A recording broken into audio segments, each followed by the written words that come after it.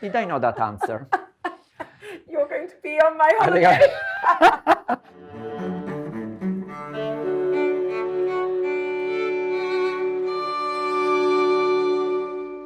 Shall I pour you tea? Or do you Oh my want gosh, to- I would love a glass of tea. brilliant. Thank you. There we go. I think it's a nice infusion rather than a proper tea. How do you take your tea usually, Emilia? I take my tea very hot. Okay, that's a good No, start. I take my tea. I must drink about, I think, 7 cups of tea a day. And my favorite tea is actually a tea from New Zealand, which is Studio Red, it's called. Right. And it comes in the most beautiful containers. And anyway, which I also love and I love looking at. But anyway, that's my favorite tea. And I probably drink about 5 to 6 cups a day. Brilliant, because you were I am born... a tea drinker. You're a tea drinker. I was not a tea drinker, and then I became a tea drinker when I moved to this When country. you moved here, and, yes. But I always love it to drink in proper Italian china, let me tell you that. Of course, it makes all the difference. Makes a difference. Now, you said New Zealand, because you were born Yes. in New Zealand. I was indeed, yes. And when did you leave New Zealand? I left when I was 14. My mother actually married an Italian.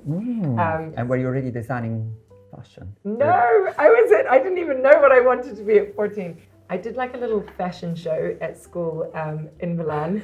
It's quite funny when I think about it. And I did that, and I was like, this is great. And I had an amazing art teacher, and he had worked in fashion a little bit. And I think that, so I would say around about that time, I must have been, I don't know, 16, 17. And that's when I was I was so immersed in this fashion world or industry or this dream, and I sort of walked into designer stores for the first time in my life. And I think I was so immersed in it, and I fell in love with this world that Milan had created for fashion. And yes, and then I applied to Central St. Martin's, and I remember my mother was like, "Well, if you don't get in there, then you're not studying fashion." Yes. How was your very first fashion show? Was it close to what Emilia Wickstead is making now, or was it a completely different? It actually really is. Actually, I think one of the jackets that was in my graduate collection and one of the dresses I still produce now. There was a huge, more than a handful of us being picked out for the graduate show. But and I think there was an element, I guess, to the collection that was somewhat commercial, as well as what Central St. Martin's was all about, which was pushing the boundaries. So it's about having that nice balance, and I like to think that we still have that now. Oh, that's nice. I like to think that's our secret recipe. From your graduate show to today, when you make clothes, when you design clothes, do you have like someone in mind? You have a kind of a inspiration in mind, or the inspiration is you? Oh God, I always like to think, would I be wearing the clothing? That's very important, and I always like to test things as well. So I'll wear things. I'm designing always with a muse in mind. So every season she changes, which is exciting because there's always a new inspiration. There's always a new woman in mind. But I always think of, I guess I do. I think of a modern woman of today who she's on the school run. She's also going to work. She's also entertaining. She's also, she's a Wonder Woman, and that's who our customer is. I've always seen your fashion very kind of sleek, incredibly elegant, impeccable cuts, and extremely feminine, of course. How do you define your fashion yourself? I think for me, I've always done exactly what you said when we were talking about, stemming from, I guess, the graduate collection, is I've always sort of gone with my gut of what has felt right. And I think for me, I want women to wear my clothes. I want to create a fantasy, but I also want to see women. So for me, one of the things that I benefit most from is going to an event or going to someone's home for dinner, and you see someone, or you see several women in your clothing.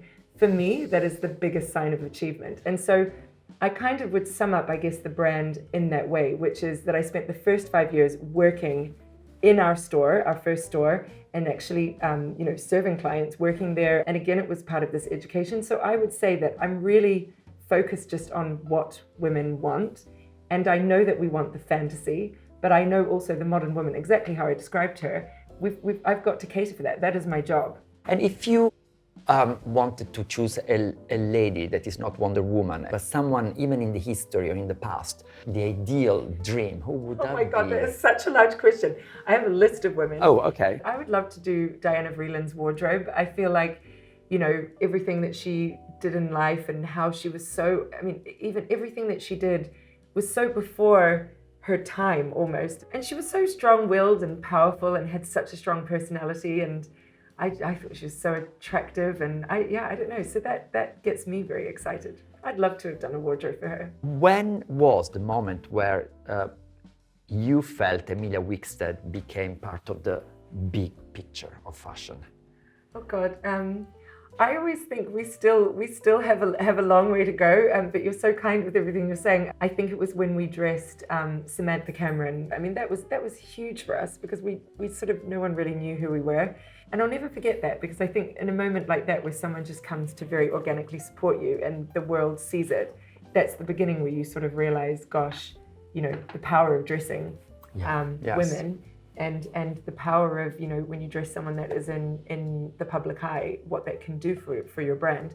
So I think every single opportunity that we have to dress incredible women, that for me is just, that's the success story. You can see you having fun with what you do. I remember you once organized a bunch of lovely friends for a pajama party, where you asked some of your best friends to wear pajamas designed by you, to have a party in suites and rooms of Claridge's. Yes. How did that idea come up?